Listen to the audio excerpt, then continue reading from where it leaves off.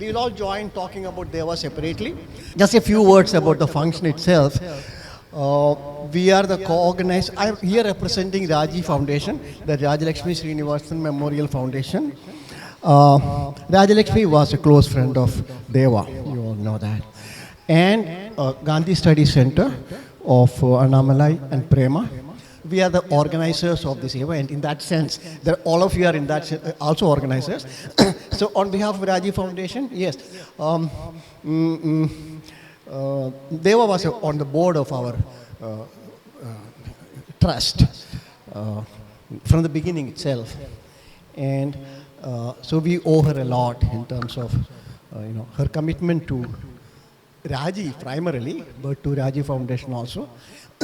And so we are here to remember her and talk about her and share our views about her, thoughts about her. Actually, in that we'll talk about that later, as I said. We have a very mixed kind of relation with Deva. Being Raji's husband was my address, really. We'll talk about that later. So as far as this thing concerned, I think Annamalai can talk a little more detail in Tamil about this function, what he expects to get out of this. Okay. And since I can't speak Tamil, the least I can do is speak less. Thank you. Raji Foundation Gandhi Study Center by name நாங்கள் போட்டிருந்தாலும் கூட நம்ம எல்லாருமே அந்த ஃபேமிலியை சேர்ந்தவங்க.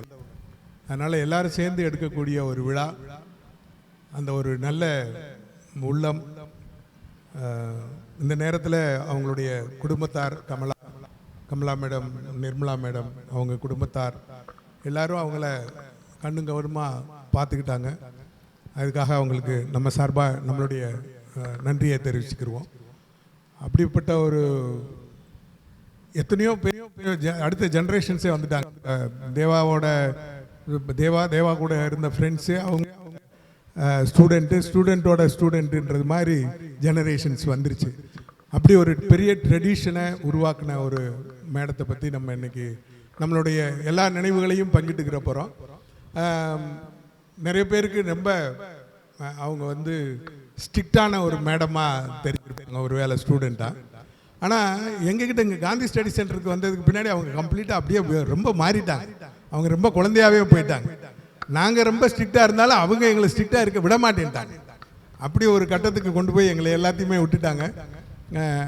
இந்த படத்தை செலக்ட் பண்ணது வந்து ரொம்ப முக்கியமான காரணம் வந்து அவங்களோட சிரிப்பு.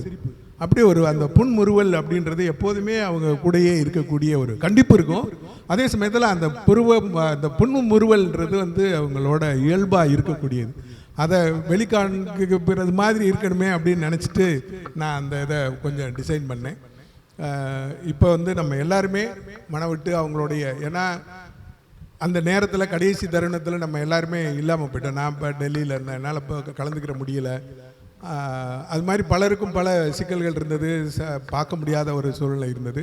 அப்போ நான் கிருஷ்ணன்கிட்ட பேசினேன், சிஎன்கேயில் கிருஷ்ணன்கிட்ட பேசினேன். அவர் தான் சொன்னார், இல்லை நம்ம எல்லாத்தையும் முடிச்சுட்டு நம்ம ஒரு மீட்டிங் ஆர்கனைஸ் பண்ணுவோம், ரிலாக்ஸ்டாக பண்ணிக்கிடுவோம், அதுதான் ரொம்ப நல்லா இருக்கும்னு நான் நினைக்கிறேன் அப்படின்னு சொன்னார். அதை ஒட்டி தான் இந்த ஏற்பாடுகள் நடந்திருக்கு. அதனால் நம்ம எல்லாருமே, இது ஒன்றும் ரொம்ப ஃபார்மலான ஒரு மீட்டிங் கிடையாது, ஆர்கனைசர் யாரும் கிடையாது, நம்ம எல்லாருமே பேசலாம், யார் வேணாலும் வந்து அவங்களுடைய அனுபவங்களை நம்ம பகிர்ந்துக்கலாம். அனைவருக்கும் வணக்கம். நான் வந்து சித்ரா பாலசுப்ரமணியன். நான் டாக்டர் தேவதத்தாவுடைய ஸ்டூடெண்ட். ஆனால் முழுமையான ஸ்டூடெண்ட் இல்லை. நான் எனக்கு ஜேஆர்எஃப் கிடச்ச உடனே மெட்ராஸ் யூனிவர்சிட்டியில் எனக்கு இடம் கிடைக்கல. அப்போ டாக்டர் மணவாளன் வந்து டாக்டர் தேவதத்தாக்கிட்ட பண்ணுங்கள், பிஹெச்டி பண்ணுங்கள் அப்படின்னு சொல்லி அனுப்பினார். ஏன்னா என்னுடைய எம்ஃபில்லுமே வந்து நான் பெண்ணியம் சார்ந்து தான் பண்ணியிருந்தேன்.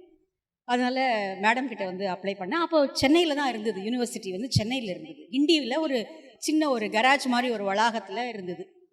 சின்ன ரூம் தான் எங்களோடது. ஆனால் ரொம்ப நிறைவான ஒரு கல்வி அனுபவம் அப்படின்னு சொல்லலாம். என்னோட ப்ரொஃபஸர் இங்கே வந்திருக்காங்க, டாக்டர் பிரேமா இங்கே வந்திருக்காங்க. She knows about our self, நாங்கள் எவ்வளோ வாலிகளாக இருந்தோம் அப்படின்னு. நான் 2.5 வருஷமும் என்னவோ தான் மேடமோட பழகியிருக்கேன். ஆனால் அதுக்கப்புறம் காந்தி ஸ்டடி சென்டர் வந்த பிறகு தொடர்ந்து பேசக்கூடிய வாய்ப்பு எனக்கு கிடச்சிது. அவர் அண்ணாமலை சார் சொன்ன மாதிரி ஸ்ட்ரிக்ட் மாதிரி தெரிவாங்க அவங்க, ஆனால் அவங்க ஸ்ட்ரிக்டெல்லாம் ஒன்றும் கிடையாது. ரொம்ப அது ஒரு ஒரு ப்ரொஃபஸர் இது மாதிரியே எங்களுக்கு அவங்களோட ஒரு உறவு இல்லை. ரொம்ப எங்களுக்கு வெள்ளிக்கிழமை ஒரு கருத்தரங்கம் மாதிரி நடக்கும். அதுக்கு நாங்கள் ப்ரிப்பேர் பண்ணுவோம். அவங்க ரூமில் தான் உட்காந்து ரொம்ப நேரம் அதை ஒரு அரட்டன் தான் நாங்கள் சொல்லணும். அப்போ வந்து ரொம்ப இளமை துடிப்பு இருக்கக்கூடிய ஒரு 20 வயதுகளில் இருக்கும் பொழுது பெண்ணியம்ங்கிறது வந்து ஒரு கூர்மையான வாழ் மாதிரியும் எல்லார் மேலேயும் அதை பாய்ச்சிட முடியுங்கிற மாதிரியான ஒரு எண்ணமெல்லாம் இருந்தது. அப்போ வந்து அவங்க எங்களை சப்டியூ பண்ணுவாங்க. அப்படியெல்லாம் கிடையாது, அப்படிலாம் அதை வந்து யூஸ் பண்ண முடியாது, அப்படிலாம் பேசக்கூடாது அப்படின்னு. அப்போ நாங்கள் வெளியில் வந்து டிஸ்கஸ் பண்ணுவோன்னா, என்ன இவங்க பெண்ணியம் எடுத்துக்கிட்டு உள்ளே வந்து வேறு மரபுன்னு பேசுகிறாங்க அப்படின்னு. புரியாத வயசு அப்படிதான் இருக்கும் இல்லையா? ஆனால் அவ்வளோ நல்ல ஒரு கற்றல் அனுபவம் வந்து எங்களுக்கு அவங்க கிட்ட கிடச்சிது. அப்புறம் அவங்க வந்து ஒரு சிட்டுக்குருவி மாதிரி தான் இருப்பாங்க. அவங்க எனக்கு still I remember the scene. நாங்கள் வெளியில் உட்காந்துருப்போம், மரத்தடியில் உட்காந்துருப்போம். அவங்க வந்து வேகமாக என்டர் ஆவாங்க, யூனிவர்சிட்டிக்குள்ளே என்டர் ஆவாங்க. அந்த காட்டன் புடவை அப்படி தூக்கி அப்படி மேலே அப்படி போட்டுக்கிட்டு வேகமாக அப்படி நடந்து உள்ளே வந்து, என்ன இங்கே உட்காந்துருக்கீங்களா, வாங்க வாங்க வாங்க அப்படின்னு உள்ளே கூட்டிகிட்டு போவாங்க. என்னால் அந்த சீன் எதையுமே என்னால் மறக்க முடியல. எனக்கு உண்மையாகவே வந்து அதுக்கப்புறம் ரொம்ப நாள் கழித்து நான் பிஹெச்டி முடிக்கல. ஏன்னா யூனிவர்சிட்டி வந்து கொடைக்கானலுக்கு போயிடுச்சு, என்னால் அங்கே போக முடியல. அதுக்கப்புறம் நான் இங்கே வேலை கிடச்சி வந்துட்டேன். அதுக்கப்புறமா அவங்களுக்கு ரொம்ப வருத்தம். நான் வந்து social reform moments and it's impact on Tamil novels அப்படிங்கிற தலைப்பு தான் எடுத்துகிட்டு இருந்தேன். ரொம்ப ஆசையாக அவங்க வந்து அதைப்படி இதைப்படி எல்லாம், ஏன்னா because we had a very good library at Mother Teresa. அந்த சின்ன இடத்துலையுமே எங்களுக்கு அவ்வளோ அழகான லைப்ரரியை புக்ஸ் எல்லாம் பார்த்து வாங்கி வச்சுருந்தாங்க. ஏன்னா ஏற்கனவே வந்து பெண்கள் படைப்பில் பெண்கள் ரொம்ப அருமையான ஒரு கருத்தரங்கம், அது ஒரு முன்னோடியான கருத்தரங்கம் இந்த தமிழ்நாட்டை பொறுத்த வரைக்கும். பெண்கள் படைப்பில் பெண்கள் அப்படிங்கிறதும், அப்புறம் அவங்களுடைய பெண்களுக்கான கலைச்சொல்லாக்கம் ஒன்று பண்ணாங்க, அந்த பெண்ணியம் சார்ந்த கலைச்சொல்லாக்கம். அது ரொம்ப முக்கியமான படைப்பு. இது எல்லாமே அதெல்லாம் எங்களுக்கு முன்னோடியாக இருந்தது. ரொம்ப அழகழகான புக்கெல்லாம் வாங்கி வச்சுருந்தாங்க. எல்லா அனுபவம் இருந்தும் என்னால் அதை முடிக்க முடியல. அவங்களுக்கு ரொம்ப வருத்தம் தான், ரொம்ப வருத்தம் அவங்களுக்கு. ஆனால் அதுக்கப்புறம் ரொம்ப வருஷம் கழித்து என்னை வந்து காந்தி ஸ்டடி சென்டரில் பார்த்தபோது ஷி வாஸ் ஸோ ஹாப்பி. நான் அப்போ சொன்னேன், நான் இந்த மாதிரிலாம் கட்டுரைகள் எழுதிட்டு இருக்கேன், அப்போவே என்னுடைய ஒரு புத்தகம் வந்திருந்தது அப்படின்னு. உடனே நல்ல வேளை நீ எங்கே உருப்படாமல் போயிடுவோன்னு நினச்சேன், ஏதோ உருப்பிட்ட. எனக்கு அது வகையில் நீ பிஹெச்டி முடிக்கலைன்னா கூட நீ ஏதோ ஒரு வகையில் தொடர்ந்து இதில் இருக்க அப்படிங்கிறது வந்து எனக்கு ரொம்ப சந்தோஷம் அப்படின்னாங்க. அதுக்கப்புறம் ஒரு சில முறைகள் எனக்கு அவங்களுக்கு சந்திக்கக்கூடிய வாய்ப்பு கிடச்சிது. உண்மையாகவே ஒருத்தங்க காலமாயிட்ட பிறகு அவங்களுக்கு நம்ம பெரிய குற்ற உணர்வை நம்ம கொடுத்துட்றாங்க. அவங்க இருக்கும்போது நம்ம சரியாக அவங்கள கவனிக்கலையோ, நம்ம போய் பார்க்கலையோ, இன்னும் கொஞ்ச நாள் அவங்களோட பேசியிருக்கலாமோ. உண்மையாகவே மேடம் இறந்த அன்னைக்கு என்னால் அன்னைக்கு ஃபுல்லாகவே எனக்கு வேலையே ஓடலை. as if I lost one of my close relative அப்படிங்கிற மாதிரி தான் எனக்கு. ஏன்னா அவ்வளோ அனுபவமான ஒருத்தங்க வந்து நம்மளோட வாழ்ந்திருக்கும் போது அதை பகிர்ந்துக்கக்கூடிய ஒரு நேரமின்மை, ஏதோ ஒரு சாக்கு தான், இதெல்லாம் ஒன்றும் கிடையாது. அதுக்கு வந்து நம்ம போய் பார்க்கலங்கிறது தான் இப்போ உண்மையை ஒழிய, அது வந்து ஒரு சாக்கு. இன்னைக்கு இந்த வேலை இருக்குது நாளைக்கு போகலாம், அந்த வேலை இருக்குது நாளைக்கு போகலாம் அப்படின்னு. எனக்கு கடைசியாக நான் 2-3 தடவை நான் உண்மையாகவே ட்ரை பண்ணேன் போகணும்னு. பட் ஏதோ ஒரு காரணங்களால் அது முடியாமல் போச்சு. ஆனால் அது நான் ரொம்ப அன்றைக்கி ரெக்ரெட் பண்ணேன். மேடம் போன அன்றைக்கி நான் ரொம்ப ரெக்ரெட் பண்ணேன். என்னால் அதை தாங்கிக்கவே முடியல. I lose one of my mentor. அப்படி தான் நான் அதை பார்க்குறேன். Such a wonderful soul she was. அவங்களால அவங்களுக்கு வந்து கோபம் வரா மாதிரி தெரியும், ஆனால் அவங்க கோச்சிக்கலாம் மாட்டாங்க. அது ஒரு அக்கறையினுடைய வெளிப்பாடு தான். அவங்களால யாரையும் வெறுக்கலாம் முடியாது. என்னை வந்து குற்றாலத்தில் ஒரு இலக்கிய கூட்டத்தை கூட்டிகிட்டு போனாங்க இங்கேருந்து. நான் வந்து இப்போ ஃபஸ்ட் இயர் ஸ்டூடெண்ட்டு, என்னை கூட்டிகிட்டு போகணுங்கிற அவசியமே கிடையாது. நீ வா, நான் உன்னை கூட்டிகிட்டு போகிறேன், you should know all this things அப்படின்னு சொல்லிட்டு இங்கேருந்து குற்றாலத்தில் கூட்டிகிட்டு போய் அங்கே ஏதோ ஒரு காகங்கள்னு கலாப்பிரியா அவர் நடத்தின ஒரு பெரிய சீரியஸ் இலக்கிய கூட்டம் அது. அப்போல்லாம் எனக்கு அதுவெல்லாம் ஒன்றும் புரியக்கூட இல்லாத வயசு. ஆனால் அங்கே she took me with her. அது என்ன சொல்கிறது, அது அந்த மாதிரியான ஒரு வேறு ஜென்ரேஷன் டீச்சர் அவங்கெல்லாம். இப்போ அந்த டீச்சர்ஸ் அப்படி இருக்காங்களான்னு எனக்கு தெரியாது. இப்போ டீச்சிங் ஜாபே வந்து ஒரு மாதிரி ரொம்ப ஒரு செல்ஃபிஷ் ஜாபாக மாறிட்ட ஒரு காலகட்டத்தில் அவங்க வந்து ஒரு வேறு ஜென்ரேஷனுடைய ஒரு லைன்லேருந்து வந்தவங்க அவங்க. என்னுடைய முன்னாடி இருந்த என்னுடைய டாக்டர் மணவாளனும் அந்த மாதிரியானவர் தான். இங்கே டாக்டர் மணவாளன் ஒரு லெட்ஜர் வச்சுருப்பார், அதில் வந்து எல்லா ஸ்டூடெண்டோடைய பேரையும் எழுதி வச்சு இந்த மாதிரி லெஜன்ஸை நினைக்கும் போது அவரையும் சேர்த்து நினைக்கலாம் அப்படின்னு நினைக்கிறேன். அவருக்கும் டாக்டர் தேவதா நல்ல பழக்கமானவர் தான். ஒவ்வொரு வருஷமும் அவர் செக் பண்ணுவார், நம்ம ஸ்டூடெண்ட் எல்லாம் எங்கெங்கே செட்டில் ஆயிருக்காங்களா அப்படின்னு. சரி, that's not a job of a teacher. அவங்க பார்க்கணுங்கிற அவசியம்லாம் இல்லை, பட் ஈ மேட் இட். அதே மாதிரி தான் இவங்களும், அவள் எங்கே இருக்கா, இவன் எங்கே இருக்கா, அங்கே இருக்காளா, இங்கே இருக்காளா, நீ அவளோட பேசுனியா, இவளோட பேசுனியா, இதெல்லாம் வந்து நம்ம ஒரு டீச்சராக நம்ம கற்றுக்க வேண்டிய ஒரு விஷயம் அப்படின்னு நான் நினைக்கிறேன். Have learnt a lot from her. அதை விட ரொம்ப வாஞ்சையும் ஒரு அன்புமான ஒரு ஒரு சொந்த ஒரு மனுஷி போல தான் அவங்க எங்களுக்கு இருந்தாங்க. இனிமேல் காலம் உள்ள வரைக்கும் அவங்களோட நினைவு வந்து மறையவே மறையாது. ஒன்று, எல்லா டீச்சர்ஸையும் நம்ம நினச்சிக்கிறது கிடையாது. நம்ம வந்து நமக்கு நூற்றுக்கணக்கான டீச்சர்கள் நமக்கு வாழ்க்கையில் வராங்க, எல்லா சப்ஜெக்ட் சார்ந்தும். ஆனால் ஒரு சிலர் தான் தனிச்சு நிற்கிறாங்க. அப்படின்னா அதுக்கு அவங்க டீச்சிங்கை தவிர வேற ஏதோ சில முக்கியமான குணங்களை நம்மக்கிட்ட அவங்க கொடுத்துருக்காங்க அப்படின்னு தான் நான் நினைக்கிறேன். ஸோ அந்த வகையில் doctor Devadatta is she's not mortal, she's an immortal soul. She will live forever. Thank you so much. எல்லோருக்கும் காலை வணக்கம். நான் வந்து முதல்ல பேசணும்னு நினச்சேன். ஏன்னா 80வது பிறந்தநாள் அப்போ நான் பேசலை. எனக்கு ஆக்சிடெண்ட் ஆனதுனால நான் நிற்க முடியாதுன்னு பேசலை. அப்போ எல்லா ஃபங்க்ஷனும் முடித்த உடனே மேடம் கேட்டாங்க, ஏன் பிரேமா நீ பேசலை, நீ பேசுவேன்னு நான் எதிர்பார்த்தேன் அப்படின்ட்டு. அதனால் இன்றைக்கி நான் முதல்ல பேசணும்னு நினச்சேன். அவங்க என்ன பேசுகிறது நிறைய இருக்குது. 25 வருஷம் பழக்கம். லாஸ்ட்டாக இங்கே வாரத்துக்கு 3 நாள். அதுக்கு முன்னாடி என்னோடய பிஹெச்டிக்கு அவங்க எக்ஸ்டர்னல் கைடு அங்கே கொடைக்கானல் போனது, அவங்கள பார்த்து அட்மையர் பண்ணது, அவங்க விஷயங்கள், நான் பெரிய படிப்பாளி, போராளி, அவங்கள பார்த்து நம்மளும் இந்த மாதிரியே கல்யாணம் பண்ணிக்காமல் இப்படியே இருந்துடலாமா அப்படின்லாம் கூட நான் நினச்சிருக்கேன். மேடம் நல்லா இருக்கேன்னு. இது நான் தப்பான எக்ஸாம்பிள், நீ வந்து கல்யாணம் பண்ணிக்கணும் அப்படின்னு சொல்லிட்டு அப்புறம் கல்யாணம்னோடனே ரொம்ப சந்தோஷப்பட்டாங்க. ஆனால் அவங்களோட இன்னொரு ஃபேஸ் இருக்குது. அண்ணாமலை சார் சொன்ன மாதிரி தான். இங்கே காந்தி ஸ்டடி சென்டரில் அவங்க என்ன பண்ணாங்கன்னு, அவங்க வந்து இங்கே ஃபுல் அண்ட் ஃபுல் காந்திக்காக ஒர்க் பண்ணணும் அப்படின்னு நினச்சிட்டு வந்தாங்க. இப்போ எங்களோட வேலை என்னென்னா ஸ்கூலுக்கு காலேஜுக்குலாம் எக்ஸாம் கண்டக்ட் பண்ணி பேப்பர் கரெக்ஷன் அதெல்லாம் நடக்கும். வாரம் 3 நாள் வருவாங்க. எல்லா நாளும் கரெக்டாக போகுங்க. ஃபெமினிசம் பேசுவாங்க, என் கூட நல்லா உட்காந்து பேசுவாங்க, நல்லா வேலை பார்ப்போம். சாரங்கன் சார் வரல, பர்ஃபெக்டாக இருக்கும். ஆனால் 2 பேர் வந்தால் வேலை கெட்டு போயிடும் எங்களுக்கு. ஒன்று அண்ணாமலை சார் டெல்லியிலேருந்து வந்தா. இன்றைக்கி முறுக்கு கொடுத்தோம்ல, ஏன் தெரியுமா? அவங்க வந்து அண்ணாமலை சார் வந்துட்டார்னா 11 மணி ஆகிட்டா அவங்க வந்து எந்த வேலையும் பார்க்க மாட்டாங்க. அண்ணாமலை சாரும் அவங்கள வந்துட்டா 2 பேரும் உட்காந்து பேசிகிட்டே இருப்பாங்க. அப்புறம் 11 மணிக்கு காஃபி. மேடம் தெரியும், காஃபினா ரொம்ப பிடிக்கும் இல்லையா மேடமுக்கு. காஃபி சாப்பிட்டு முறுக்கு சாப்பிடுவாங்க, எங்களுக்கு கொடுப்பாங்க. நான் வந்து ரொம்ப ஸ்ட்ரிக்ட்டு, இன்டர்மீடியட் ஃபுட்லாம் சாப்பிட மாட்டேன். ஏன் பிரேமா நீ பெரிய என்ன சாப்பிட்டா என்ன அப்படின்னு. மேடம் நான் இன்றைக்கி முறுக்கு இன்னைக்கு கொஞ்ச நேரத்தில் இன்றைக்கி சாப்பிடுவேன். அந்த ஞாபகத்துக்காக தான் இன்றைக்கி முறுக்கு.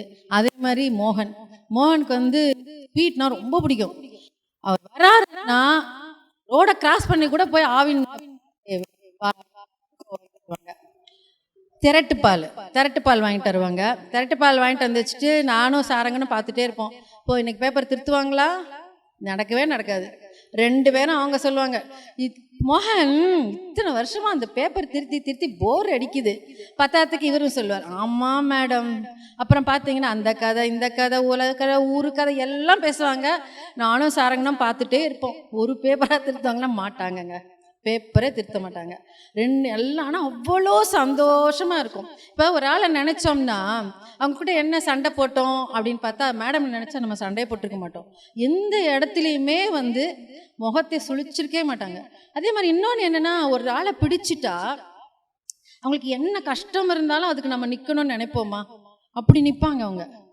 காந்தி ஸ்டடி சென்டர்னா அவங்களுக்கு அவ்வளோ பெருமை. நம்ம சரியாக சாதாரண விஷயமா இருக்கும். வந்தால் எல்லாரையும் உட்காருங்கன்னு சொல்கிறதே அவங்க பெருசாக நினைப்பாங்க. பிரேமா நீ எல்லாம் எழுது பிரேமா, இது எழுதி அது எழுதி. உங்களுக்கு தெரியுமா, நாங்கள் கொடைக்கானல் எந்த பேரண்ட் வந்தாலும் நான் நிற்க வச்சு தான் பேசுவோம். அப்படி வருவாங்க, மலையில் ஓடி வருவாங்க.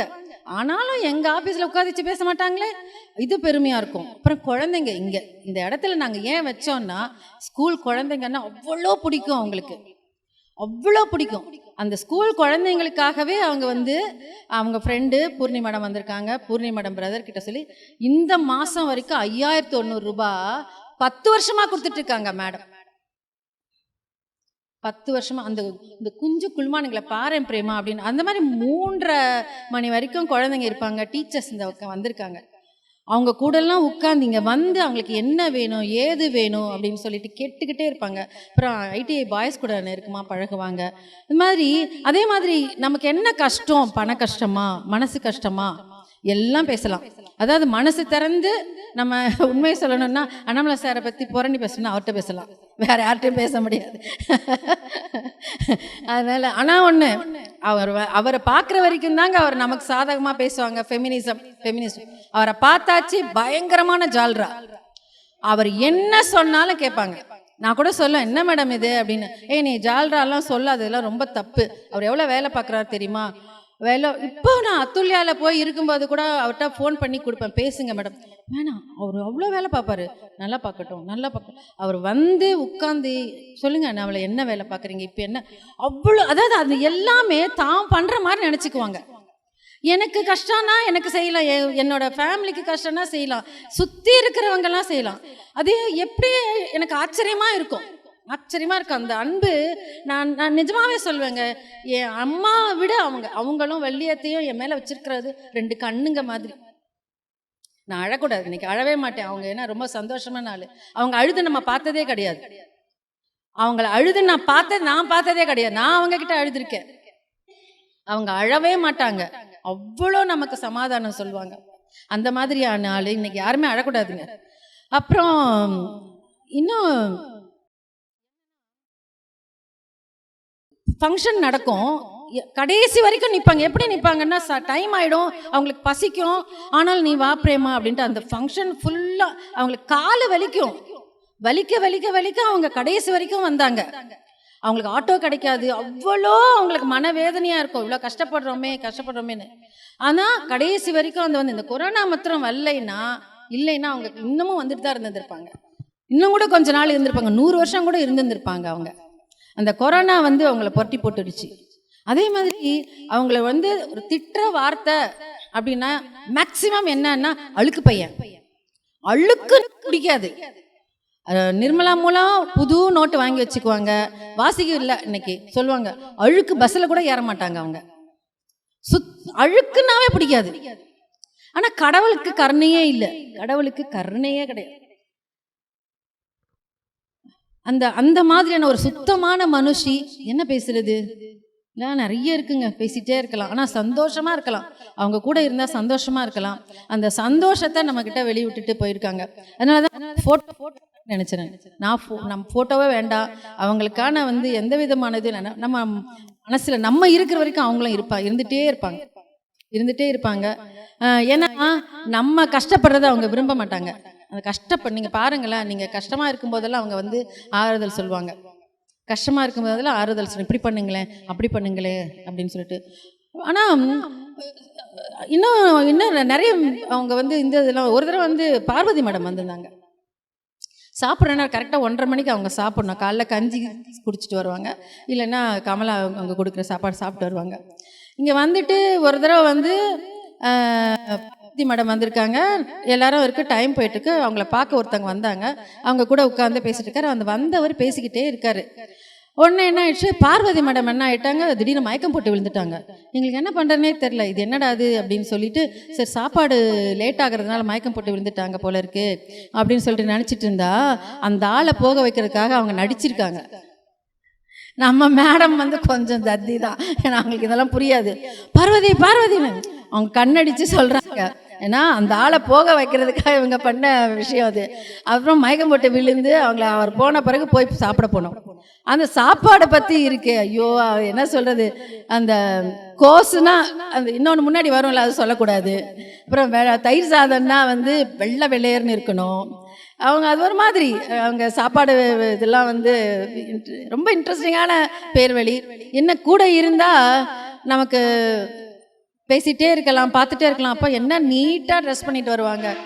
அதே நம்மளையுமே அப்படி தான் இருக்கணும்னு சொல்லுவாங்க, நீட்டாக இருக்கணும். நீ இப்படி இருக்கிற, அதனால தான் நான் இன்னைக்கு மேடம் உங்களுக்கு பிடிச்ச பாட்டில் க்ரீனில் புது ட்ரெஸ் போட்டிருக்கேன் மேடம் நான். அதனால் அவங்களுக்கு நான் கூட சொல்லணும்னு நினச்சேன், எல்லோரும் ஃப்ரெஷ்ஷாக வாங்க அப்படின்னு கூட சொல்லாமா அப்படின்னு நினச்சிட்டு இருந்தேன். அதனால் ரொம்ப ஸ்வீட் மெமரிஸுங்க. அவங்கள நினச்சிட்டே இருந்தால் அவங்க இருக்காங்க, அத்துல்யாவில் தான் இருக்காங்க இன்னமும் அப்படின்னு நினச்சிக்க வேண்டியதுதான். ஆமாம், இன்னும் நிறைய இருக்குது, சொல்லிகிட்டே இருக்கலாம். ஆனால் எல்லாருக்குமே இருக்குது இல்லையா? ஆனால் அவங்கள்ட்ட சொல்லணும் அப்படின்ட்டு தான் அவங்கள பற்றி பேசணும். பேசுகிறத விட அவங்கள நம்ம நினைவோடு வச்சுக்கிட்டு அவங்க என்னெல்லாம் செய்யணும்னு நினைப்பாங்களோ அது எல்லாமே செய்யணும். அவங்க சொன்னாங்க நிறைய எழுது பிரேமா, நிறைய வந்து பேசு அப்படின்னு சொல்லுவாங்க. ஆனால் ஒன்றே ஒன்று தான் ரொம்ப நேரம் எனக்கு ரொம்ப நாள் தெரியாது, என்னோட பிஹெச்டி புக்காக வரல. கடைசியில் தான் தெரிஞ்சு அவங்களோட பிஹெச்டி புக்காக வரல. அதனால் நான் சொல்லிட்டேன், நீங்கள் போடல இல்லை அதனால் நானும் போடல அப்படின்னு. இதெல்லாம் ஒரு சமாதானமா, நீ போடு அப்படின்னு சொல்லியிருந்தாங்க. பண்ணுவேன் மேடம், புக்காக போடுவேன். நீங்கள் சொன்ன வேலைகளை நிஜமாக நான் பண்ணுவேன் மேடம். நான் என்ன ஓகே, தேங்க்யூ. இவங்களோட பிஹெச்டி வைவா எக்ஸ்டர்னல் கைடு வந்து எக்ஸ்டர்னல் வைவாவுக்கு வந்து அவங்க தான் வந்திருந்தாங்க, தேவதத்தா மேடம் தான் வந்திருந்தாங்க. மதுரை காமராஜ் யூனிவர்சிட்டியில் நடக்குது. அப்போ குழந்தை பிறந்திருக்கு, சின்ன குழந்தை வல்லபி, அதையும் தூக்கிட்டு போயிருக்கோம். அவங்களுக்கு ரொம்ப வருத்தம். ஏன்னா அவங்க தேவதத்தா மேடம் எப்படி இருக்கோ, குழந்தை எப்படி இருக்கு, அதை பற்றி இருக்கு, இது இருக்குன்னு எல்லாத்தையும் பேசிக்கிட்டே இருக்கிறாங்க. அவருங்க தீசிஸை பற்றி ஒரு கேள்வி கூட கேட்கல. தீசிஸை பற்றி கேட்கலையே அப்படின்னு சொல்லி. தீசிஸில் இருக்கிறது இருக்கு, மனித உறவுகள் தானே ரொம்ப முக்கியம். இப்படிப்பட்ட ஒரு மனித உறவுக்கு அடிப்படையான ஆளாக இருந்தவங்க. வேற யார் அடுத்து வர்றவங்க?